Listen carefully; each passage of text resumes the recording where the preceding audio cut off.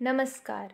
आज मैं नमनदीप कौर स्वर संगीत चैनल से उस्ताद फैयाज़ खां की जीवनी आप सबके सामने प्रस्तुत करने जा रही हूँ। उस्ताद फैयाज़ खां का जन्म आगरा के रंगीले घराने में सन 1886 ईस्वी में हुआ था। इनके जन्म से 3-4 वर्ष बाद ही इनके पिता सफदर हुसैन साहब का स्वर्गवास हो गया था। आगरा घराने के गुलाम अब्बास खान को कोई पुत्र ना होने के कारण उन्होंने अपनी बड़ी लड़की के पुत्र फैयाज़ खां को गोद लिया और संगीत की शिक्षा दी। यही पुत्र आगे चलकर आगरे घराने का प्रतिनिधि बना। आगरा घराने की शिक्षा और प्रचार का कार्य फैयाज़ खां साहब ने मुख्य रूप से किया है। खां साहब को संगीत विरासत में ही मिला था। 5 वर्ष की आयु से 25 वर्ष की आयु तक इन्होंने अपने नाना जी से ही संगीत की शिक्षा ली। खान साहब पर अपने नाना जी के अतिरिक्त नथन खान, जयपुर के अब्दुल खां एवं सेनिया घराने के अमीर खान का भी प्रभाव पड़ा। विद्या अध्ययन के काल में भी निरंतर 12 साल तक सूर्योदय से पहले अभ्यास के कारण संगीत इनकी रग रग में बस गया था। अपने नाना जी के साथ अनेक स्थानों पर घूम घूम कर उन्होंने जो संगीत सुना उसे भी काफ़ी ग्रहण किया। इनके नाना बड़े स्वयं थे और नाती को भी नियम व स्वयं से रखते थे। इनके माता पिता का घराना द्रुपदियों का था, अतः इनमें रंगीले घराने के संस्कार बनते चले गए, परंतु नाना जी का घराना ख्यालियों का था। इस प्रकार इनकी गायकी में ध्रुपद तथा ख्याल दोनों शैलियों का अद्भुत समावेश हो गया। ये ध्रुपद, धमार, ख्याल, ठुमरी, टप्पा, कव्वाली तथा गज़ल आदि सभी के अद्वितीय कलाकार थे। युवावस्था अर्थात 25-30 वर्ष की आयु में ही लोकप्रिय होने लग गए थे। कलकत्ते में अप्पा गणपत राव एवं मौजूदीन खान से ठुमरी एवं दादरे सुनकर अत्यंत प्रभावित हुए। ये ढंग उन्होंने केवल सुनकर ग्रहण किया था। खान साहिब ठुमरी एवं दादरे की रचनाओं के मुख्य कुछ उर्दू शेर गाकर 4 चांद लगा देते थे। इनके द्वारा गाई गई बनाओ बतिया तथा पानी भरेगी रचनाएं अभी तक ताज़ी लगती हैं। अपने प्रभावशाली संगीत से उन्होंने कलकत्ता, पुणे, मुंबई, लखनऊ, बनारस और मैसूर से काफ़ी ख्याति प्राप्त की।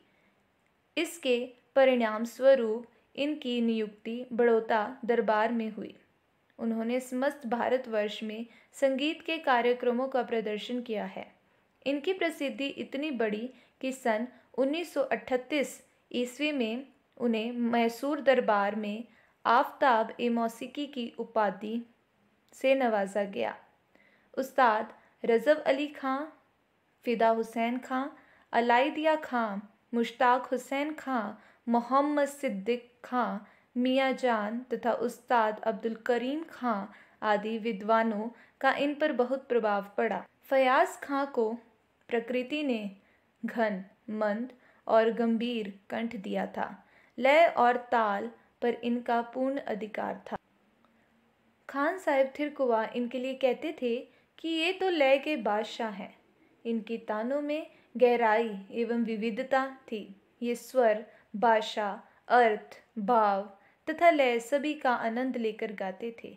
ब्रज, हिंदी एवं उर्दू भाषाओं पर इन्हें अधिकार प्राप्त था। जय जयवंती, नटबिहाग, दरबारी, देशी, तोड़ी तथा भैरवी आदि इनके प्रिय राग थे। इनकी गायकी में नोम तोम का अल्लाप एक प्रमुख विशेषता थी तथा बोल ताने और मुखड़े पर आने का ढंग अद्भुत था। इनकी गाई हुई ठुमरी बाजू बंद खुल खुल जाए बहुत प्रसिद्ध हुई। 1915 ईस्वी में इन्होंने बड़ौदा दरबार का आश्रय लिया। 1915 ईस्वी में इन्होंने बड़ौदा दरबार का आश्रय लिया। सन 1920 ईस्वी में इंदौर के महाराज होलकर ने इन्हें होली के अवसर पर सुना और 10,000 रुपये दिए, हीरे का एक कंठा और एक अंगूठी प्रदान की। सन 1925 ईस्वी में ये लखनऊ के आयोजित ऑल इंडिया म्यूज़िक कॉन्फ्रेंस में सम्मानित हुए। इन्हें यहाँ संगीत चूड़ामंडी की उपाधि और स्वर्ण पदक दिए गए।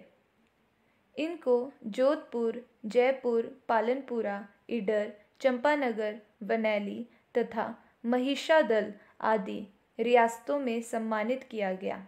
इनके अतिरिक्त पंडित भातखंडे ने अनेक संगीत सम्मेलनों में इनको आमंत्रित किया।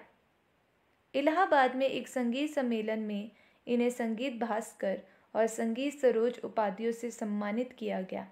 इन्होंने बम्बई, दिल्ली, लखनऊ, लाहौर तथा कलकत्ता आदि अनेक आकाशवाणी केंद्रों में अपने कार्यक्रम दिए। उस्ताद फैयाज़ खां का तखल्लुस प्रेम प्रिया था। इनके द्वारा रचित अस्थाइयाँ, ठुमरी, होरी और रसिये आज भी लोगों के दिलों में गूंज पैदा करते हैं। कहा जाता है कि नट बिहाग की झन झन झन पायल बाजे सुनकर ही सहगल उस्ताद फैयाज़ खां के शागिर्द बनने को आतुर हो गए थे और बाद में सहगल ने अपना सर्वोत्तम रिकॉर्ड झुलना झुलारी आ मोरी अमवा की डार पर कोयलिया बोले उस्ताद फैयाज़ खां को भेंट कर दिया था।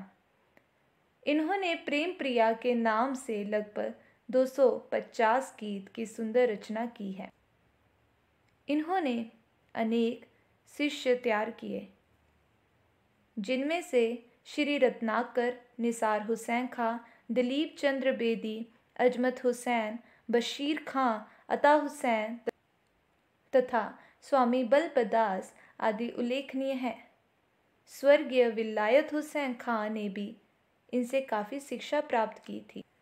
कुछ लोगों के अनुसार फैयाज़ खां एक आदर्श शिक्षक नहीं थे, क्योंकि इनका व्यक्तित्व शिक्षक बनने के अनुकूल नहीं था। कलाकार होने के नाते इनका मन सदा ही कल्पना की उड़ानें भरता रहता था। वे गंडाबंद शागिर्दों से भी धन नहीं स्वीकारते थे। इसके विपरीत वे सदा ही धन का दान करते थे। आधुनिक काल में इतना सम्मान किसी भी मुसलमान गायक को नहीं मिला जितना इनको मिला है। लगभग 64 की आयु में 5 नवंबर सन